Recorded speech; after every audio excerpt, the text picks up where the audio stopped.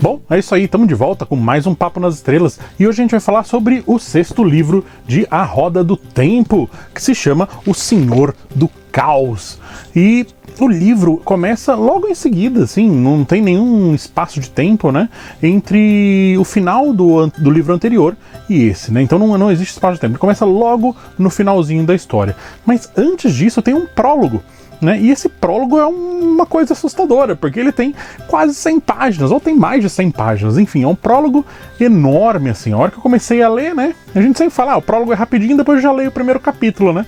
Aí eu passei grande parte do meu período de leitura ali brigando com o prólogo, porque o prólogo é enorme, vai acontecendo um monte de coisas e tal. E é um prólogo que não está diretamente ligado com a história principal, né? Mas é um prólogo que vai mostrando um pouco mais sobre o universo que está sendo construído, né? E vai mostrando assim um pouco mais também sobre essas engrenagens que acontecem por trás da história e tal. Eu achei bem bacana, assim, é quase uma novela, né? Assim, é um conto bem extenso, né?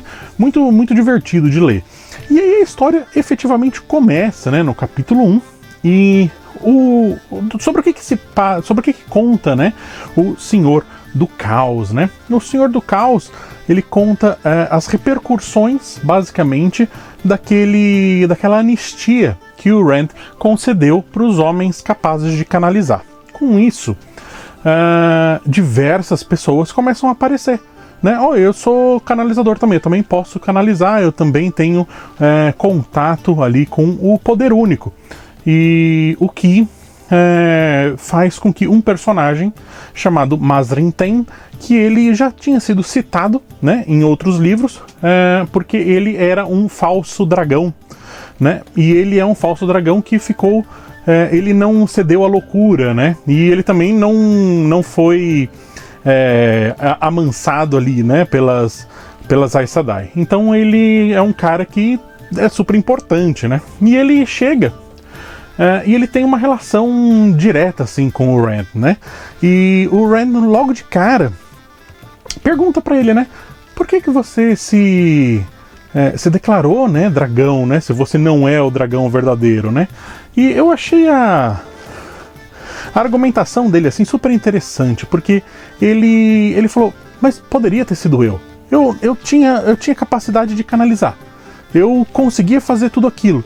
Por que não seria eu, né? E eu achei legal, porque sob a perspectiva dele, ele poderia ser o dragão renascido. Ele não precisava ser o falso dragão como ele foi colocado logo de cara, né? E aí o Rand fala, tá, mas e as profecias? Você não completava nenhuma profecia. Ele falou, mas isso é uma questão de ponto de vista. Depois que eu fosse aceito como dragão, eu, como vitorioso, reescrevo a história. E as profecias seriam reescritas sob a minha imagem. E as pessoas acreditariam que eu era o dragão. Por que eu não poderia ter sido o dragão? Né? E isso eu achei super, super bacana. E o Rand, ele vira pra ele e fala assim... então tá, você vai trabalhar pra mim, né? O cara vira meio que o braço direito ali do Rand, e o Rand, ele cria um lugar pra eles, que é uma fazenda, né? E ele fala, você vai treinar esse pessoal, você vai ensinar os homens que são capazes de canalizar a controlar o Poder Único, controlar, fazer coisas, utilizar o poder, me crie um exército. Né? Essa é a ordem dada pelo Rand, né? pelo dragão renascido, me crie um exército, porque ele quer... como as Aes Sedai tem um exército de Aes Sedai, né? Ele falou, eu quero um exército também de homens capazes de canalizar. E assim o Mazrinen faz. Ele começa aí angariando pessoas ali, aglutinando pessoas ao redor dele, de homens capazes de canalizar, né? Que vem buscar essa anistia que o Rand concedeu. E o Tem, ele sendo um macaco velho, né, ele percebe, né, que o Rand, apesar de ter um poder bruto ali, né, muito, muito forte, talvez muito maior do que o do próprio Tem, o Rand não tem a experiência que ele tem, ele não tem o treinamento que ele tem, né, então ele sabe que o Rand não sabe tanto assim quanto deveria saber, né, então ele ao ensinar os outros, ao ensinar os outros canalizadores, ele está ensinando o Rand também sem expor essa falha de treinamento, né, essa falta de treinamento que o Rand tem. O que é interessante, porque ele vai explicando as coisas, vai mostrando como as coisas funcionam pros caras e pro Rand também, né? Eu achei bem bacana. E, enfim, a gente vai voltar nessa história da fazenda e dessa fazenda que eles estão treinando os canalizadores daqui a pouquinho. Paralelo a isso, diversas coisas acontecem e tal, e o Rand sai... ele tá ali segurando o trono, né, pra Elaine, né, quando ela voltar. E nesse meio percurso ele tem, obviamente, contatos ali com as Aes Sedai, né? E uma das Aes Sedai, que chama Alana, ela vai lá e cria um elo com o Rand. Então o Rand vira um guardião dela, né? Então ela meio que, de uma maneira, ela consegue agora sempre saber onde é que o Rand tá e consegue segui-lo, consegue saber coisas a respeito dele, porque ela tem esse elo. E o Rand, consequentemente, sabe também a respeito dela. Mas aquela última lição, né, da Moiraine pro Rand, de não confie nunca em uma Aes Sedai, nenhuma Aes Sedai, o Rand pagou a pena e pagará mais tarde também nessa história, que a gente já vai falar sobre ela, sobre esse final de história. Uma coisa que eu achei interessante do treinamento ali dos canalizadores, né, dentro da fazenda, é que, ao contrário, né, das Aes Sedai, que elas são proibidas de usar o poder único para fazer afazeres domésticos, como lavar roupa, cozinhar, essas coisas, né? Vocês não podem usar o poder único para isso. No caso dos canalizadores, eles não são proibidos, muito pelo contrário, eles são encorajados a fazer, justamente para agilizar o processo ali de controle, né, de aprendizado de como se usa o poder único, mas também vem um pouco dessa sedução que o poder único tem, né? E talvez seja meio que por aí o caminho que os homens enlouquecem, né? Por usar o poder único meio que para fazer qualquer coisa. Não sei se é meio por aí, mas me deu essa impressão, né?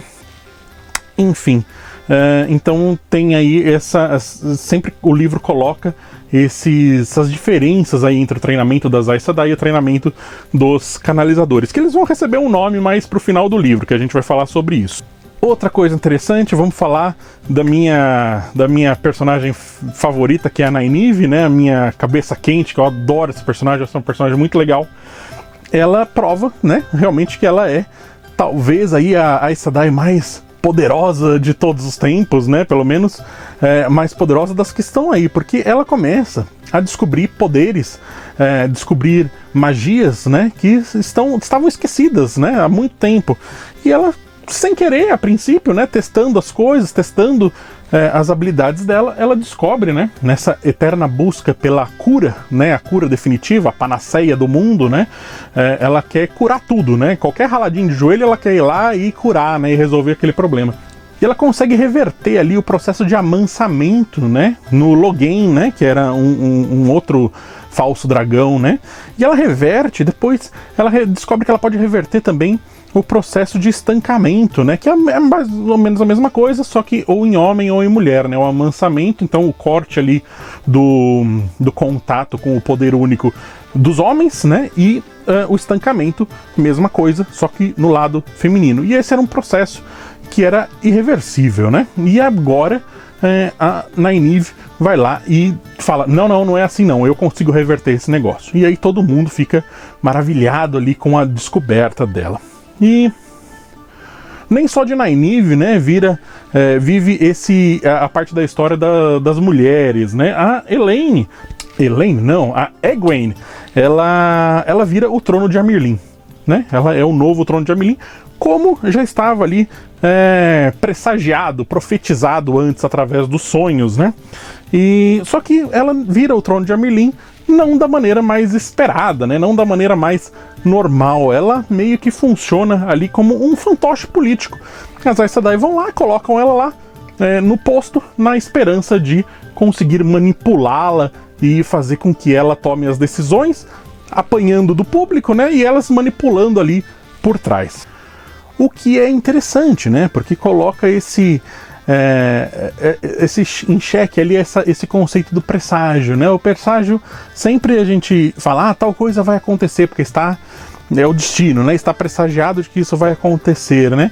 Mas quando acontece, não acontece exatamente como todo mundo esperava. Então isso eu acho super interessante, assim, como aquilo acontece realmente, não como estava todo mundo achando que ia acontecer. Eu achei super, super bacana isso. Então a Egwene meio que fica sendo um fantoche político dessa cisão aí que existiu dentro da Torre Branca, né, de Tar Valon. Então as Aes Sedai se dividem, né, a Torre Branca se divide, tem o pessoal que está lá na torre efetivamente, e tem essa nova Torre Branca, né, que são essas Aes Sedai renegadas, né, que agora a Egwene é o trono de Amyrlin delas.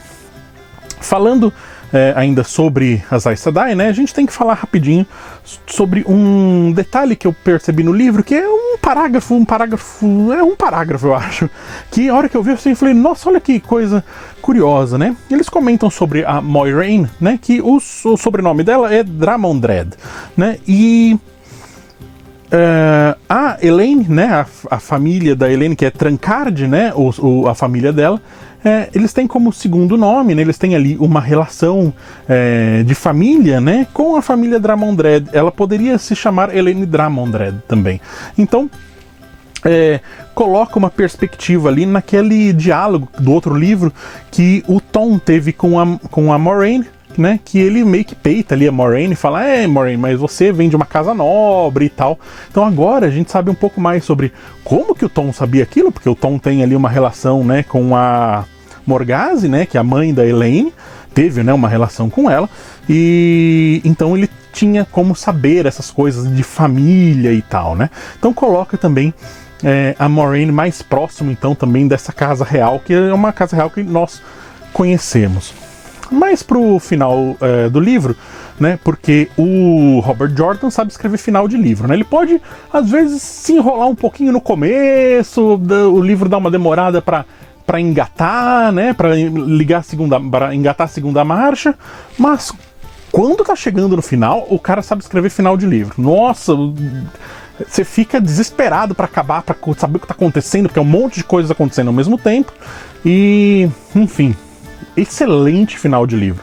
Finalzinho do livro, o que acontece? As Aes Sedai conseguem, né, juntar 13 Aes Sedai e conseguem prender o Rand, né? Então elas raptam o Rand. E com isso ele é torturado, né? Ele é colocado dentro de um baú ali para ser transportado de um lado para o outro e tal. Mais ou menos assim como aquela cena onde a Egwene, lá no segundo livro, acho, que ela ficou encolarada, né? Então é uma cena degradante também, de como ele era tratado e tal. Super, super bem escrito, você fica num desespero danado, assim, enquanto a cena tá acontecendo. E aí junta meio que todo mundo, né? E o Perrin reaparece, né? Nesse finalzinho, justamente para fazer o resgate do Rand, né? Do Rand. E ele vem lá para liderar um exército, né? Para ir lá e resgatar o Rand. Mas não só de homens ali vai ser composto o exército dele, porque o Perrin vai chamar os lobos, né? E finalmente a gente vai ver o ataque dos lobos. Ou não, a gente meio que não vê, a gente sabe que ele existiu, mas a cena em si não é narrada parágrafo a parágrafo, assim, o que seria muito legal, porque o Robert Jordan escreve cenas de combate assim muito bem, né? Os combates são sempre muito divertidos e muito emocionantes assim de assistir. Infelizmente nós não vemos esse combate diretamente assim dos lobos. A gente sabe que eles estiveram no combate, mas a gente não vê. Por que a gente não vê? Porque o exército que o Rand encomendou lá com o Mazrin vem para essa batalha final, né? E agora, né, eles são chamados de Ashaman, né? Então as mulheres da Torre Branca são as Aes Sedai, e existe os Ashaman da Torre Negra, né? Que eles colocam ali o nome, né, daquela fazenda, né, como Torre Negra, meio que em contrapartida ali a Torre Branca, né, de Tar Valon.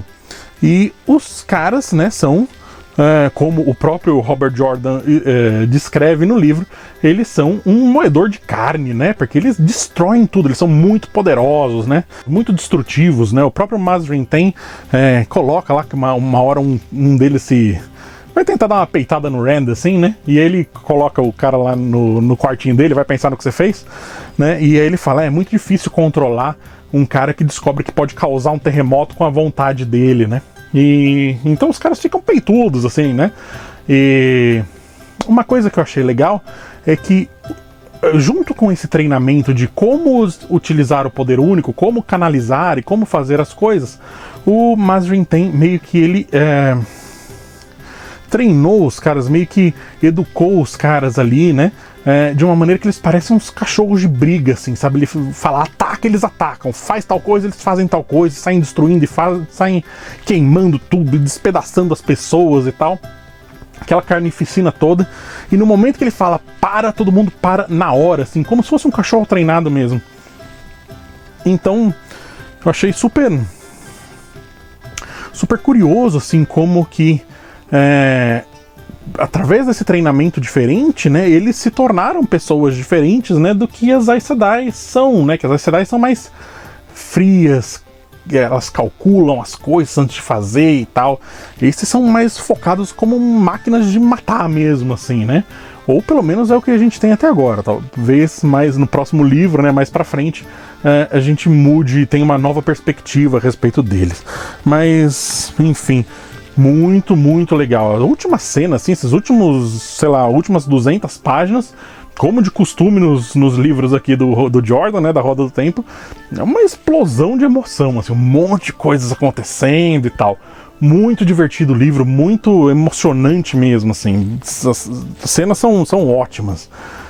Enfim, vários personagens aí que estavam sumidos aparecem e tal. Principalmente o Perrin, que eu adoro o Perrin também, tá entre os 2 personagens favoritos. Mas pra mim, o ponto alto desse livro foi justamente o Mazrin Ten, que era um personagem que existia, tinham falado a respeito dele, mas ele não tinha aparecido ainda. E agora nesse livro ele aparece e já ganha ali um espacinho entre os meus personagens preferidos, assim, da saga toda, da história toda. Muito divertido. Próximo livro, então, chama-se A Crown of Swords. Eu achava que eu ia conseguir lê-lo antes da Intrínseca lançar o livro em português. Então, Uma Coroa de Espadas. Eu vou ler a versão em português, apesar de eu ter comprado a versão em inglês.